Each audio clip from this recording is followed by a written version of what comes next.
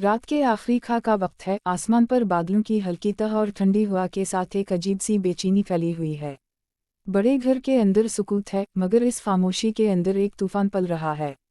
राशि अपनी कमरे की खिड़की के पास खड़ी है, नजरें आसमान पर टककी ही, मगर दिल के अंदर जख्मों का शोर है। उसके दिल में आज भी वही सवाल गूंजतन है, क्या मोहब्बत का मतलब सिर्फ यकीन होता है या कुर्बानी भी।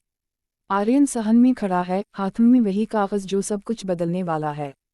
माँ जी के अल्फाज इसके जहन में गूंजते ही, सच्चाई कभी छप नहीं सकती बेटा, वो चाहे तुम्हारे घर को जोड़ दे या तोड़ दे, मगर सामने आकर ही रहेगी। आर्यन की आंखों में पछतावे की चमक है और दिल में खौफ का साया। इधर वंदना भाभी अपनी चाल में मसरूफ है।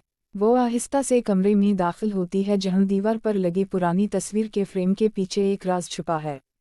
वो मुस्कुराती है और कहती है, अब देखना, ये तस्वीर सबको दिखाऊंगी तो राशि का नाम हमेशा के लिए मिट जाएगा इस घर से। सुबह का सूरज निकलता है, मगर रोशनी नहीं, साया फैलता है। राशि नीचे आती है, चेहरे पर खामोशी मगर आंखों में तूफान। माँ जी के सामने आकर वो झुक जाती है, मगर माँ जी इसकी पेशानी से हाथ हटा लेती हैं। राशि के दिल में वो लम्हा जैसे किसी ने खंजर चबू दी हो। आर्यन वहां आता है और सबके सामने कहता है, मुझे कुछ कहना है। घर के सब अफराद जुमा हो जाते हैं।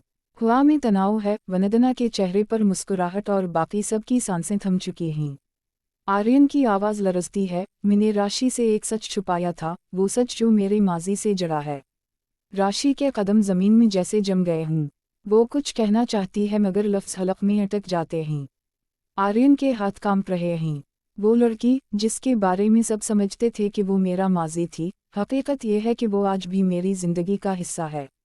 कमरे में समताटा छा जाता है। वंदना आहिस्ता से कदम बढ़ाती है, वो तस्वीर सबके सामने लाती है। ये देखिए मुंजी, आर्यन के साथ वही लड़की है जिसके लिए उसने कभी ये कहा था कि वो माजी बन चुकी है। मुंजी की आंखों में नमी है और राशि के चेहरे पर टूटे ख्वाबों की लकीरें।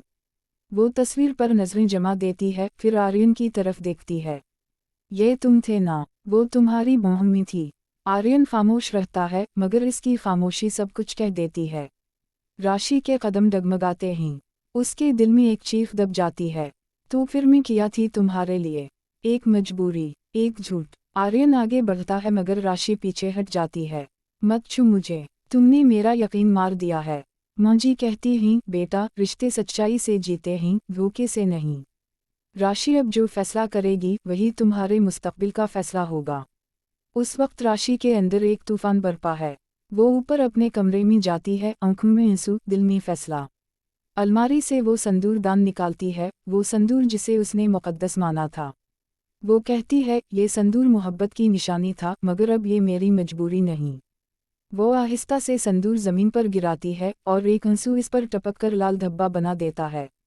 शाम का मंजर दिल को चीर देने वाला है। बारिश शुरू हो जाती है। राशि छत पर खड़ी है, हवा में बाल बिखरे हैं और आसमान गवाह है उसकी टूटी हुई दुनिया का। आर्यन नीचे से देखता है, मगर ऊपर आने की हिम्मत नहीं जटा पाता। इसकी नजरें बेबसी में डूबी हैं। वंदना नीचे बैठकर मुस्कुरा रही है, मगर उसे अंदाजा नहीं कि उसकी जीत आरजी है। क्योंकि अगली किस्त में राशि खामोश नहीं रहेगी। वो अपनी कहानी खुद लिखेगी।